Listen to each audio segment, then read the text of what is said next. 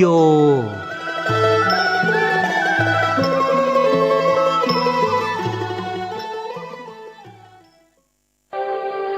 นมัสการเจ้าค่ะวิกฤตโควิด -19 จะมีหลักธรรมใดช่วยได้บ้างไหมเจ้าคะเจริญพรสมัยพุทธกาลเกิดเหตุโรคระบาดในเมืองไวสาลี พระพุทธเจ้าให้คณะสงฆ์สวดพระพุทธมนต์เพื่อความเป็นสิริมงคลของบ้านเมืองและให้ประชาชนมีสติเกิดปัญญารอดพ้นจากภัยพิบัติได้สถานการณ์นี้ทุกคนตระหนักแต่อย่าตื่นตระหนกคนไทยต้องมีสติเพื่อฝ่าวิกฤตโควิด -19 ไปด้วยกัน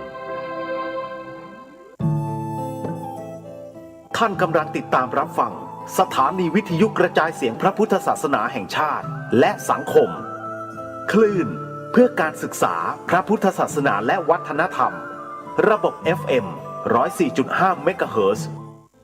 รายการต่อไปเป็นรายการคดีโลกคดีธรรม